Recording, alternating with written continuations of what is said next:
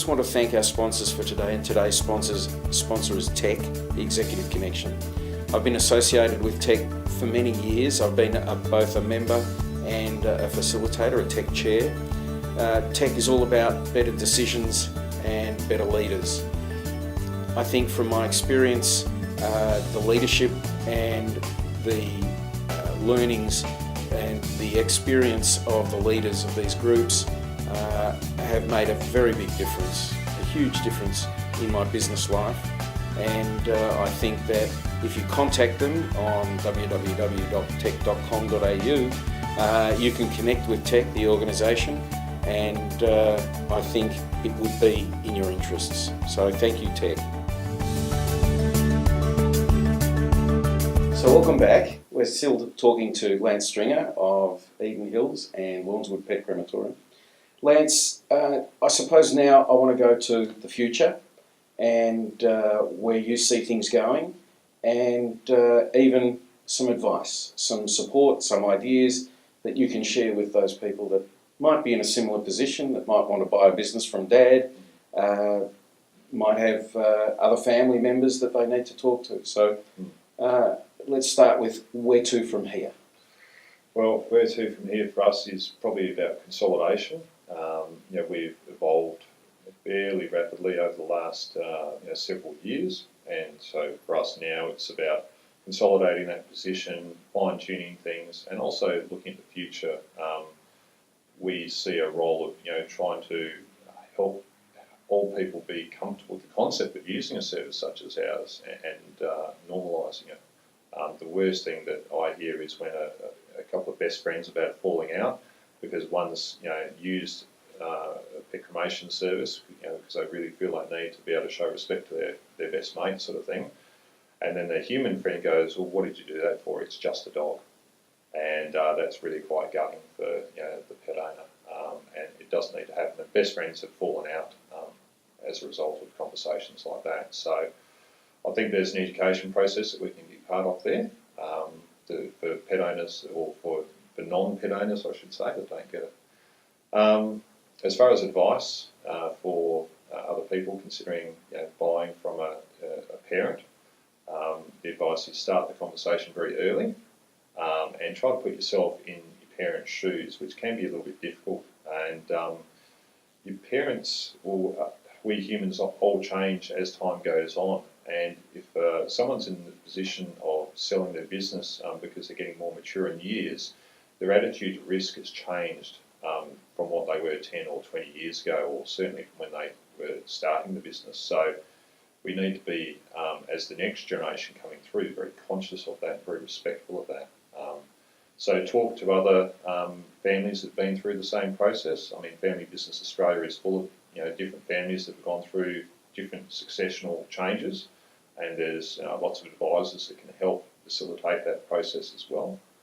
So get advice, have conversations with people that have gone through it, and have the conversation early, and just in small bite-sized chunks to begin with. Don't probably what I did was quite cut and dry, and could be quite confrontational sometimes when you just go to your dad and say, right, I'll buy you out. Was there a plan behind that? No, it was just I saw the opportunity in front of me. I saw what needed to be done, and I just went about and did it. I've got my staff, I guess, tease me about being a little bit overly decisive sometimes. So that's probably an example of it. Okay. So from the advice side of things, planning to do some sort of process is a really good idea. The old adage of failing to plan, right, is planning to fail. That's right. So planning is one big one. Dealing with family, how do you, I mean, you had a challenging relationship with your dad. Again, without a plan. Advice?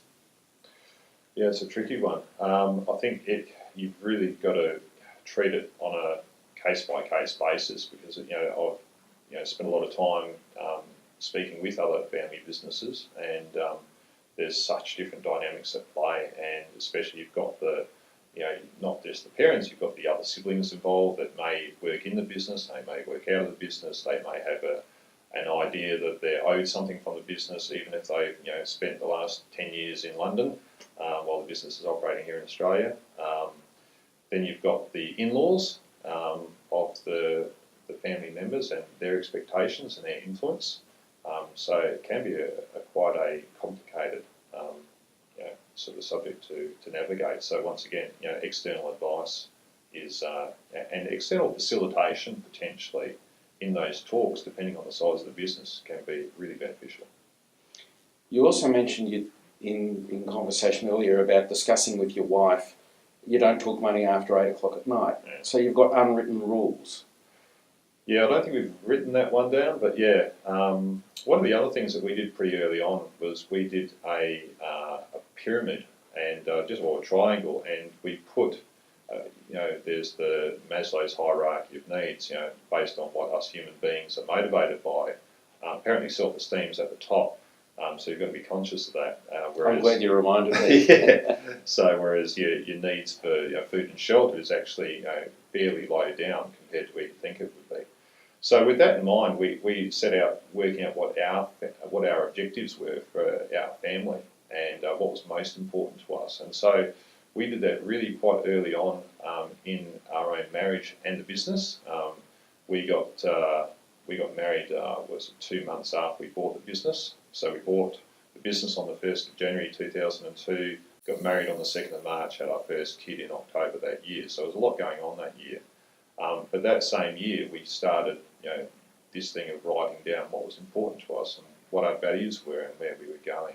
And that's really, I think, been in the back of our mind subconsciously guiding us through most of the key decisions that we've made. So 10 years' time, where do you see, what is the picture then? Yeah, that's a really good question. 10 years' time, our boys will be, what are we now, 23 and 26. By that stage, the eldest may have had enough experience out. So one of my things, or best practice in family business, is send your kids outside the family business to work. Don't just necessarily give them a job straight away in your family business just because you can. I think it's really great to force them out of the nest, send them into the real world. Then also go and work for someone else and bring back valuable experience from another industry and other ways of doing things too. So at that stage, he may want to come back in the business and he may not, and if he doesn't, good luck to him, that's fine. We'll keep going, we'll find a different succession plan, but we'll probably have that there as an option. Fantastic. So are we getting bigger still? You're going, consolidation is the plan? 10 years' time is a long time away, so yeah, we'll just see how everything unfolds, see what we want to do, see if there's a need. So I'm probably, once again, I'm not motivated to expand just based on money. Historically, I've felt the need to expand because the service needed to be there for the pet owners. So I was meeting a need, a clear need that was there that wasn't already being satisfied. If that need is being met by other businesses to the standard that I think's at the same level as ours, then I don't see the need to go and start a fight with them. That's fantastic, Lance. Really, I want to thank you very much for coming in and sharing your time today. It's very much appreciated. I can see how much you love your business and you enjoy working with the people that you do share your time with. So thanks very much, and thank you all for listening.